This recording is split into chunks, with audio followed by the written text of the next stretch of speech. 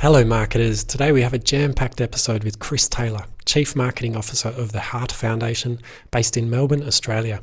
Chris is a marketer with over 20 years experience gained across a diverse range of industries and has worked for brands including Visa and Woolworths.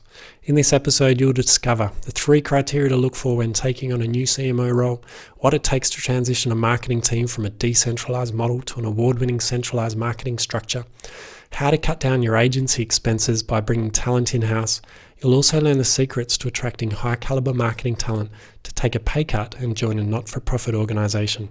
Having recently been awarded the Ad News Australian Marketing Team of the Year in 2020, Chris reveals all on how to build a commercially focused, high-performance marketing team. Welcome to Lean Mean Marketing Teams with Ty Hayes, where you'll hear from CMOs, authors and experts at the top of their game to learn how to create a modern, high-performance marketing team. If you enjoy this episode, please remember to hit subscribe so that you can be the first in line to hear each new episode as it drops. Now, let's get into the show.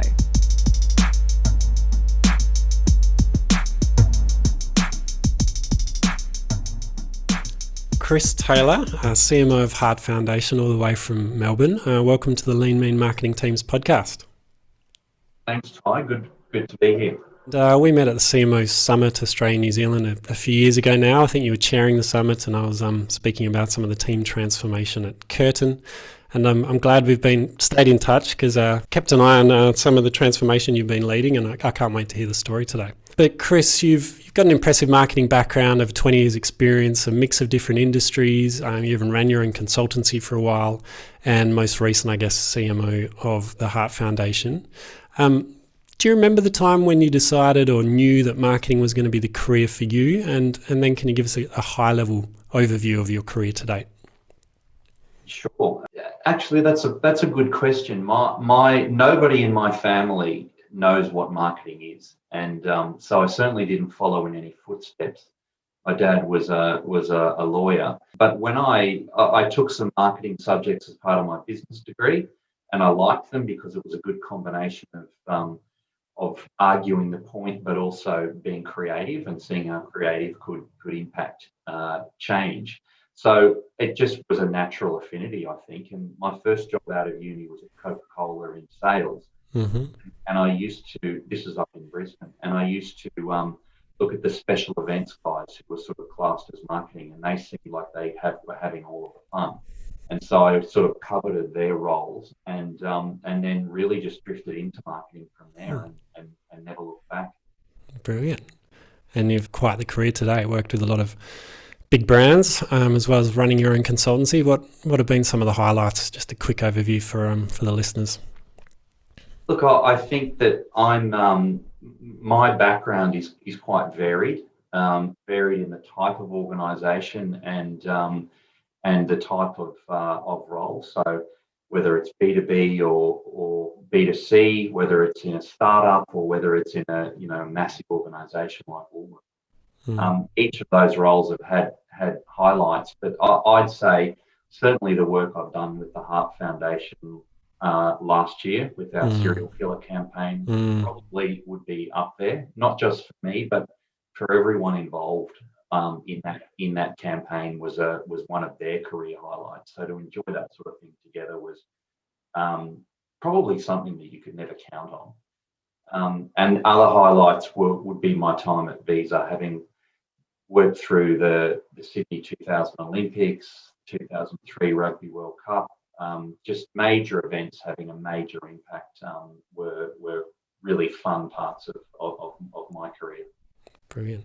Yeah, and can't wait to get into the Heart Foundation soon. And I did notice Visa on your profile as I was doing a bit of research. And one thing that caught my eye was a bit of a stint over in San Fran where you spent 7 months there helping work out the global marketing structure ahead of an IPO. Seems like a pretty large responsibility and a big project. Tell us about that and kind of what you learned from that experience.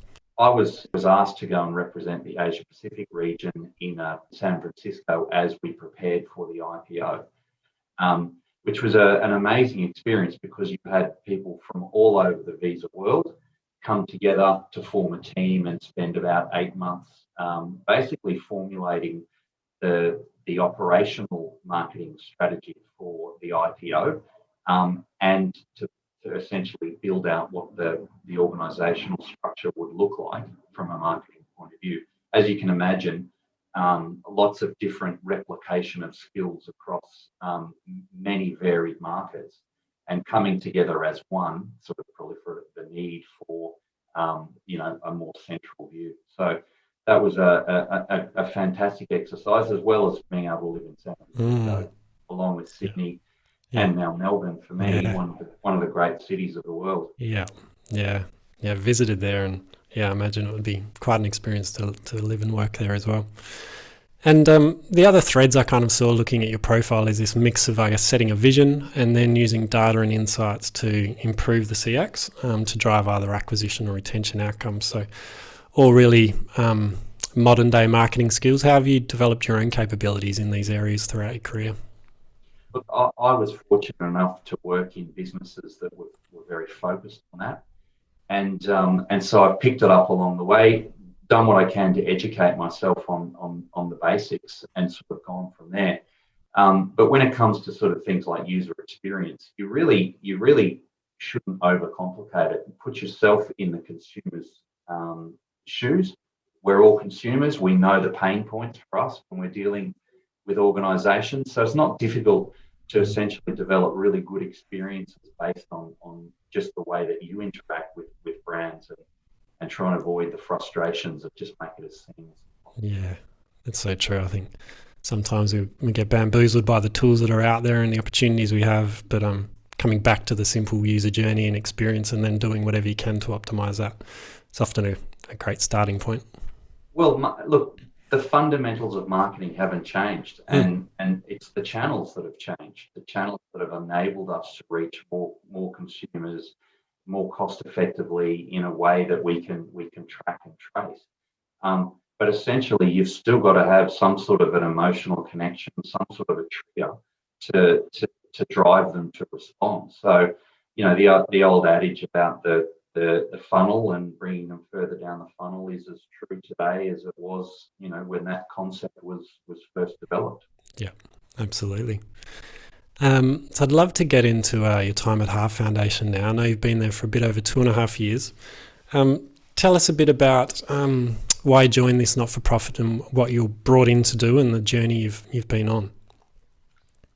Yeah, look, it's an interesting one. I had been after running my own consultancy and then working at Woolworths, and spending about 5 or 6 years at Woolworths, I was ready for a change.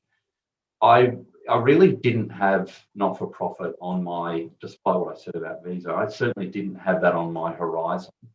For me, I was just looking probably just to find an organisation that was going through significant change. One preferably that was a well-known brand, and had some resources to do that. So, in a lot of cases, what I've described, 2 out of 3 often could be a startup, or it could be the transition and change without the funding support. But with the Heart Foundation, sort of ticked all those 3 boxes. Well-known brand, going through significant change, and the board was willing to invest. So to me, it was unlike Woolworths, which fabulous opportunities that and experiences there, but you're one of 200,000 people. And the marketing team itself was probably 300 strong. So very difficult to be able to stand back and really say that you've made a huge change, and that was all your blood, sweat and tears. So this was an opportunity that sort of seemed to be too good to miss. But the other thing is, when I sort of looked into it, again, working in that sector hadn't really crossed my mind. But when I found out that that an Australian dies from heart disease every 28 minutes, and that largely that's preventable, I just thought, from a marketing point of view, by being able to implement my own experiences in being more sophisticated with marketing than potentially this brand had been, I could change that. Always previously trying to shift the dial to get more credit cards approved or sell more mobile phones or push people to shop that other 0.1 time a week was all great fun, but really it's not the same sort of impact as basically helping someone to look after their family and avoid something that is actually avoidable. I mean, the sad fact is that 90% of Australian adults carry 3 or more manageable risk factors for heart disease. Those are things that you and I can change. They don't have to. They don't have to affect you. Things like smoking or obesity or lack of exercise or not eating the right foods. All of those things are changeable. So, with good marketing, we could, hopefully achieve good outcomes. Yeah. I love the criteria you used, those 3 different criteria to find the right organisation. They're all really important, like you say. Don't have all 3, then it makes your job incredibly hard as a CMO. And I can see how the purpose of the organisation is a real draw card, and the real impact you can have is huge, both you and the team. And on that, I know your serial killer campaign had a huge impact. That and there was a follow-up campaign, Heartless Words, both really emotionally led. They were quite bold and risky, and with that, can come the reward, can also bring some criticism. How did you get the board over the line to take this really bold approach in those 2 campaigns? And did it pay off? I think yes, I think it did, and for different reasons sometimes. There's 2 very distinct campaigns in there that you've mentioned. Look, it started off when I joined the Heart Foundation. The organisation hadn't invested in its brand for a number of years. So there was a new CEO in place and largely a new board, and they were very keen to essentially, invest in raising more funds and invest in the brand. And those 2 things work together. If the biggest problem the Heart Foundation has is everyone knows who we are, but they often don't know what we do. And if they don't know what we do, then they're less likely to put their hand in their pocket to help. So we're about 90% funded by everyday Australians. So it's really important that we resonate with them.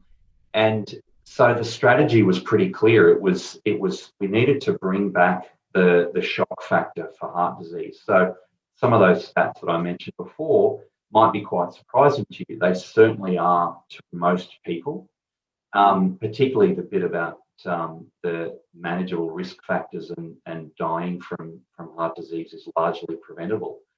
When you say things like that, then people pay attention. And so if we could re-establish heart disease as something that it wasn't a thing of the past.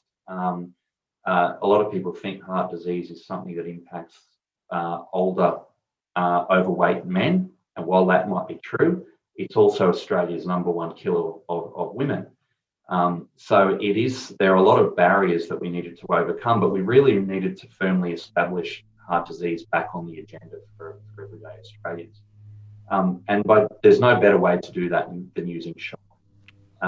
So basically, it was bring back the fear factor for heart disease. And the second is if we did that, then we can also at the same time provide solutions for people. So online tools and calculators and education about what they can do to manage their risk factors, which then establishes what the Heart Foundation is all about.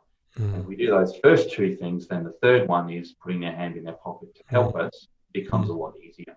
Yeah. So once we sold in the framework of the brand, then the theme of those campaigns sort of naturally flowed from there.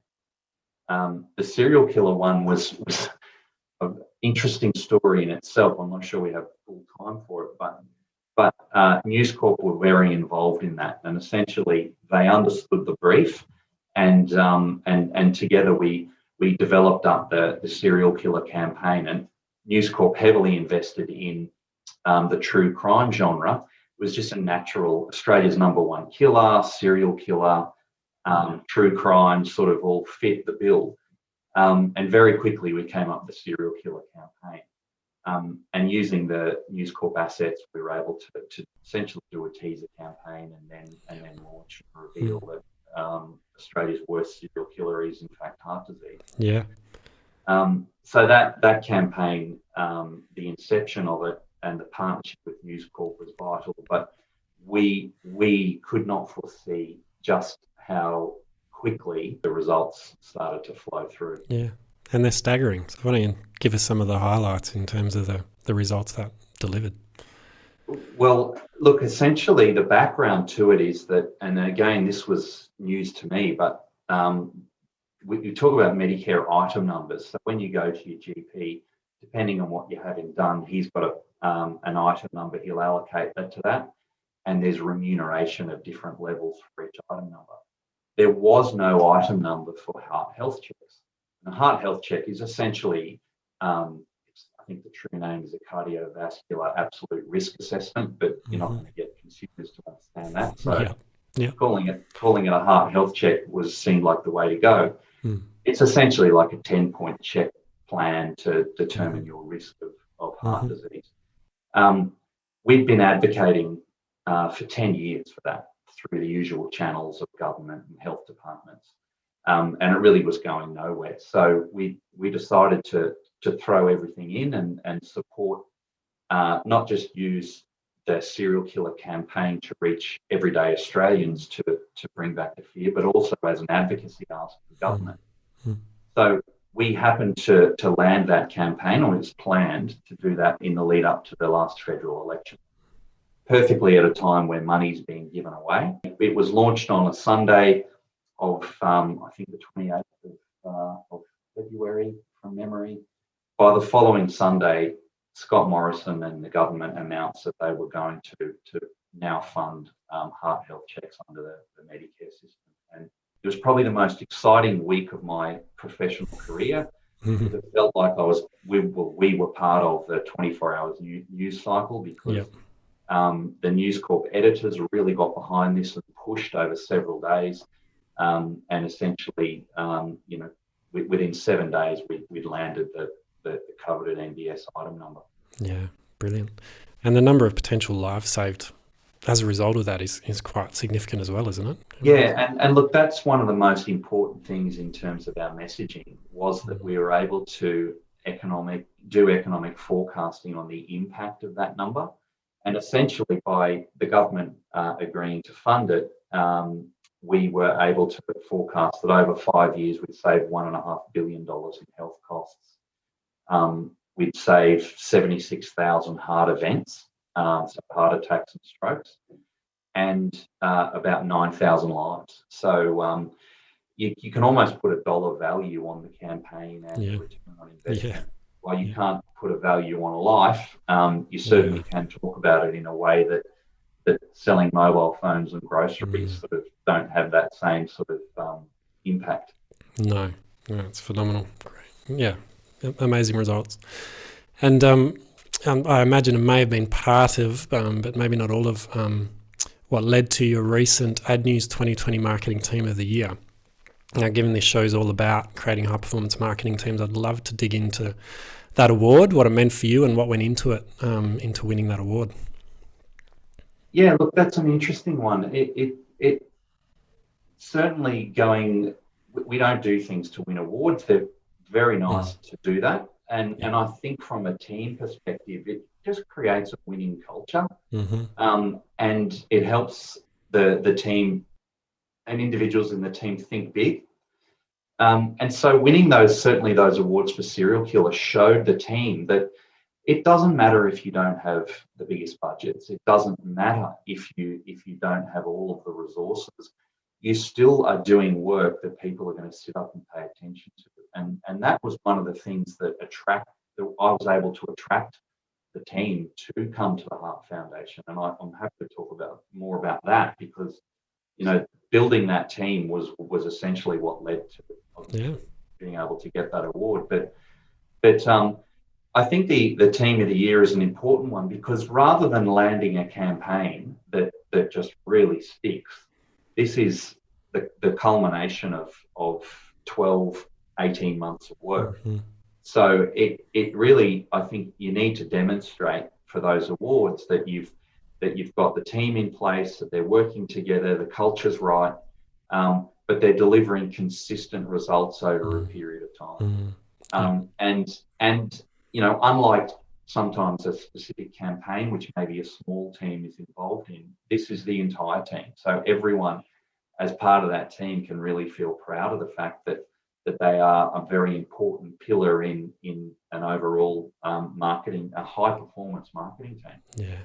Yeah, absolutely. I think that's one of the best parts about winning those team awards is just finally the whole team gets recognition, and it gives them the little boost they need and the reward of all the hard work, and helps you attract more high performing staff as well, and something they can all put on their CV. So, but let's get into it. How did you build this award winning team?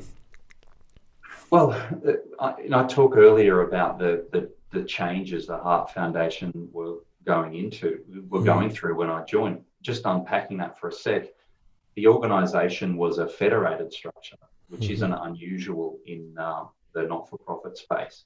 So there was 9 separate organisations, all state and territory based, with a national body. Each of them had their own CEOs, and each of them had their own boards. So you can imagine that is a very challenging environment to pull together and have any sort of consistent strategy.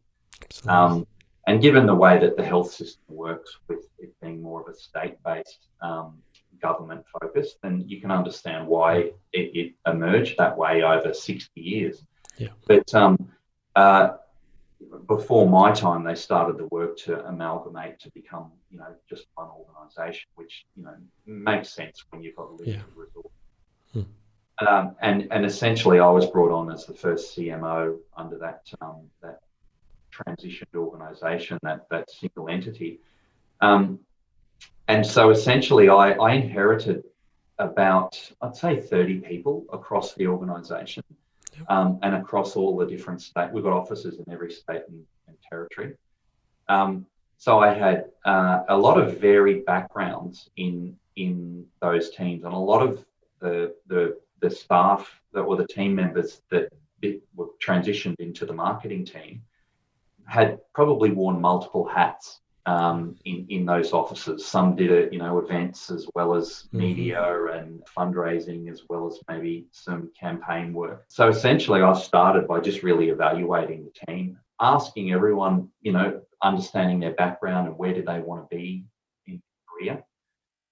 Because I was keen to facilitate change if people wanted to try a different role or be part of a different part of the marketing team. Going through that process was interesting, because I think that the move to the one organisation really did put a more commercial focus on the organisation, and meant that everyone needed to be much more accountable. And I think through that process over the next sort of 12 months, a lot of people decided that, potentially they've self-selected that wasn't necessarily for them, and that's okay. But I also had the approval of the board to hire and additional marketing resources and build my team. And so I was able to go out and hire most of my direct reports. I've got 6 direct reports.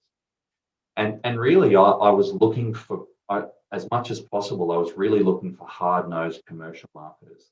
And I was very lucky in attracting talent from FMCG, from financial services, from packaged goods, and really that's what I was after. I wanted to buy in that talent and not replicate the skills that were already in the organisation. Now the problem was I couldn't match the dollars that maybe they were on. I really had to sell them the dream, and the dream was that I wanted them to think about this organisation or this opportunity as a career builder for them. I remember saying, I want you to do great work, impactful work, and I want success for us as not just achieving our organisational objectives, but for the marketing industry to sit up and take notice and say, wow, they're doing some good stuff over there, because I hope that gets you your next great role.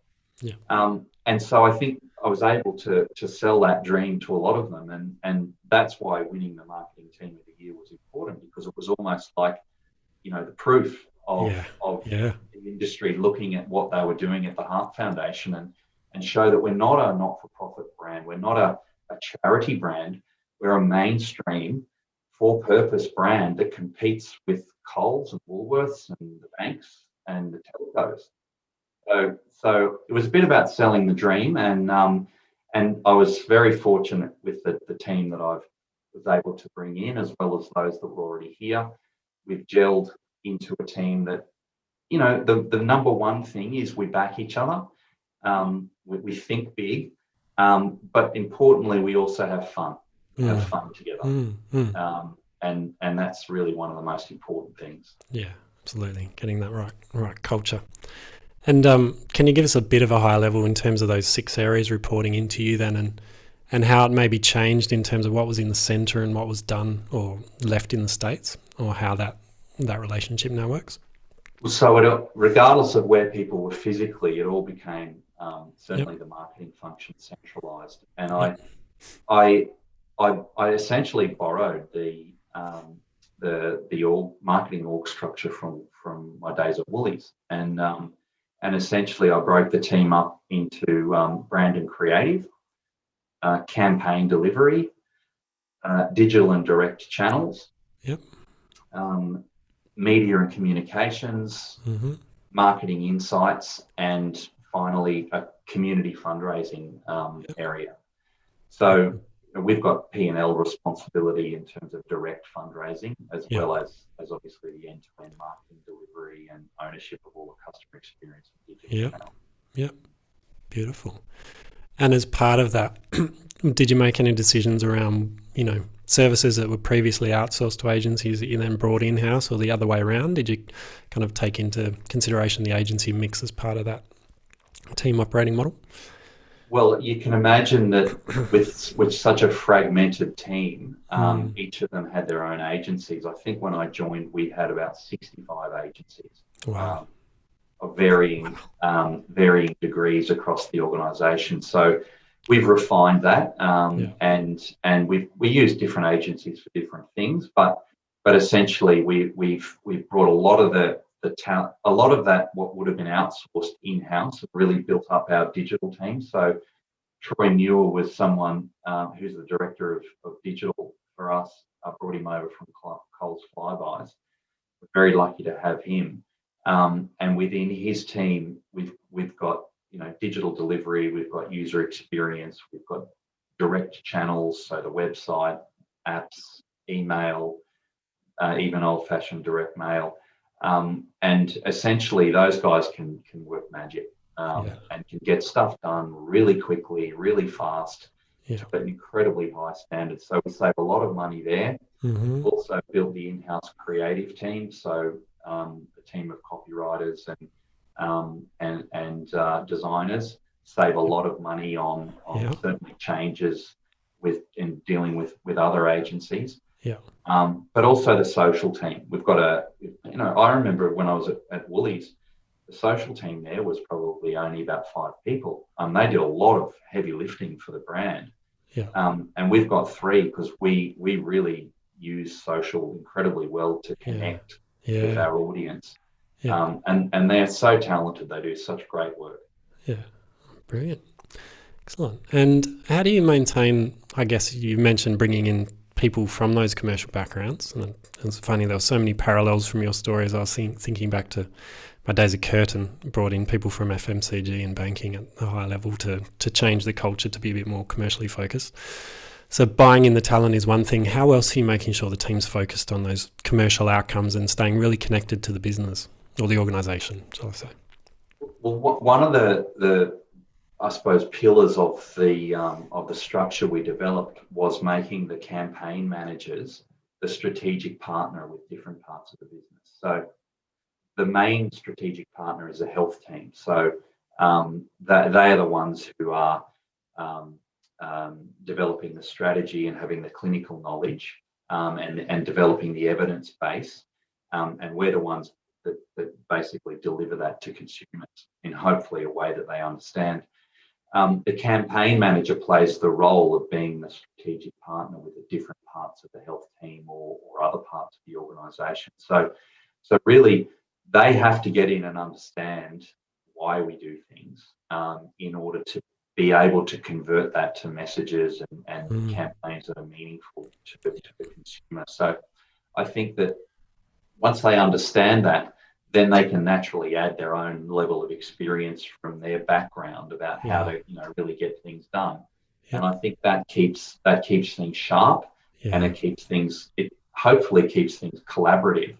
But I think when I joined, marketing was sort of seen the end of the line as the end of the line. I hate to say the coloring team, or the printing team.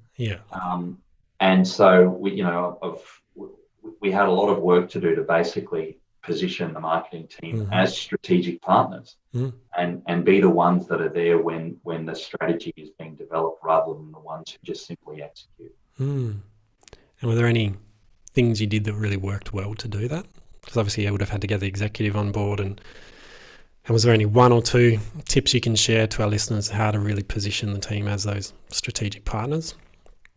Look, I mean, collaboration and developing a process that's clear. That sounds like a pretty easy thing to say. It's not an easy thing to do, and process is only as good as the people who are following it, or their adherence to following it. I think that err on the side of collaboration and communication. So we set up cross-functional teams now. That seems to work well.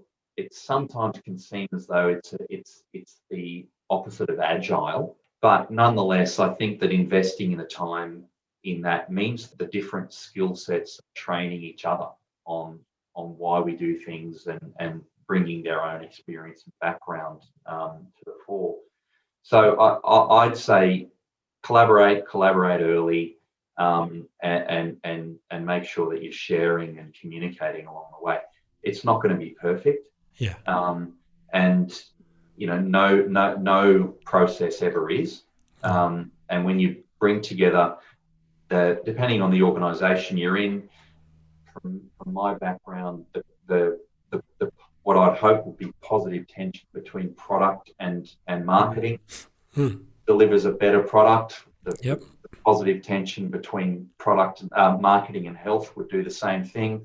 There's lots of examples between sales and marketing, etc. So really just, I suppose, working with them and making sure that you're getting the most out of everyone's experience. Yeah, absolutely. And the cross-functional teams that you bring together, are they like small pods or squads, 5 to 10 kind of people focused around a key project, and do they come and go, or are they in place for a set period of time, or how does that work? It depends how big the project is. Never more than a dozen is the aim. And some of them are long in nature, like when we redid the website, that was probably 18 months of regular and quite detailed, deep check-ins. If we've got a campaign that's coming up, we'll make sure that the rhythm of the meeting and the cross-functional team changes as we reach deadlines. So while it could have started with fortnightly and then weekly, it can even get to daily stand-ups. As you get closer, it's 30 minutes every day. So I think the nature of it depends on the project that's being delivered and the timeframes. Yeah, beautiful. And did you actually train the team in Agile, or did you do like new process redesign as part of that, or has it kind of been more organic in terms of how the teams worked together? A bit of both. When I was at Woolies in Woolies X, we were moving to a complete agile delivery, and which you can imagine in a bricks and mortar traditional business is a challenge. I think agile is, you can either go completely all in, but if you're not quite there yet, there's still some great tools and frameworks with agile. So daily stand-ups and Kanban boards and those sorts of things. I think we've certainly adopted those, but we still do, I suppose, have a bit of a waterfall approach in some of the processes. And really, the team have worked very hard with other parts of the business to develop end-to-end processes that try as much as possible to be as collaborative as possible, but also not miss any approvals or inputs that are necessary. And it just gives everyone a bit of a sense of clarity around who's involved when, and what's their role. Some people use RACI models and other actual process design flows, but it definitely helps in clarity. What's been the biggest obstacle to the team transformation? Look, I think that it's probably the fact that most of the marketing team are new and from very different commercially focused backgrounds. And when I say new, we've all sort of landed within the last 2 years. So the organisation has needed to adjust to having a whole bunch of people that just want to get stuff done and move at pace, have impact. And I think that really that we were probably, working with the health teams and other parts of the organisation, they have to be very evidence-driven in everything that they do. It does take, we need to appreciate that it does take time, and they've got expertise in areas we don't. And they're dealing with very complex issues, pulling in evidence from all around the world in order to formulate a position. So I think you've got that positive tension where one side wants to just go and the other one needs to quite rightly be a bit more cautious about what goes out there, because the reputation is on the line. So really, I think the fact that that both teams have needed to go through a period of really understanding the strengths and weaknesses each bring. Now, we're not necessarily there perfectly yet, but we're certainly a lot further down the track in terms of cohesiveness than maybe we were when we all sort of started here. Fantastic, Chris. Well, I'm sure there's a lot to be excited about in terms of the future, and I'll be keeping an eye out to see where the team goes next. But I might need to move on to our Fast Five, the final section of the interview. What do you believe are the 3 essential capabilities or criteria of a high-performance marketing team? First, understand the strategy. Actually, define it. You don't start with a solution. You need to start with a problem. Understand strategy. I think be accountable. And always put yourself in the customer's shoes. Beautiful. Excellent. And how would you describe your marketing team culture in one word? One word's hard. I'd like to say supportive. Support each other and actually have fun together. Beautiful. And what's one metric you've successfully used to track and measure team performance, either at Heart Foundation or in other roles? Voice of customer was something that was very big at Woolworths, which is a combination of NPS and a range of what we'd call controllable measures. At Woolworths, that was ingrained in us, the voice of customer for basically the organisation as well as individual teams. Excellent.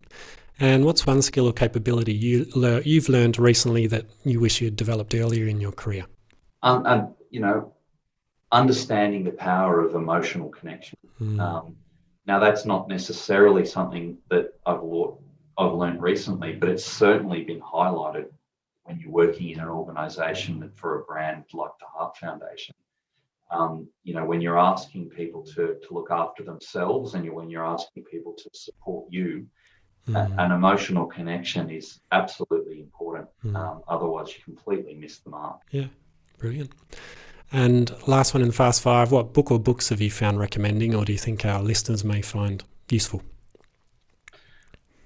Mark Ritson would kill me if I said this, but Byron Sharp, How Brands Grow. Well, those two are diametrically opposed, and my wife would kill me if she said this too, because she's very, very much along the short of it. Which again is, Benet and Field are spot on, but I got a lot out of, in terms of marketing theory, Byron Sharp's work. So How Brands Grow is a good one to read, but obviously build on. Excellent.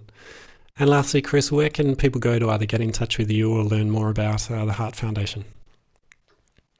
Best place is our website, heartfoundation.org.au. And while you're there, make sure you do the heart age calculator, which will give you a very quick assessment of your own risk levels for contracting heart disease, but also teach you about what the drivers of risk are. Excellent. Well, I've recently been diagnosed with a bit of a heart condition, so I will check that out and see what the risk factors are and what I can do. So thank you for that tip. Well, Chris, thank you so much for your time today joining us on the podcast, and I hope to run into you again soon. All right. Thanks, Ty. Thanks for your time. And make sure you look after your heart. Yeah, I will do. Thank you. Thanks so much for listening to Lean Mean Marketing Teams with Ty Hayes. This podcast is brought to you by Growth Generators, a consulting firm that helps CMOs design and build modern marketing teams that drive growth. If you need help optimizing your marketing team, head to growthgenerators.io.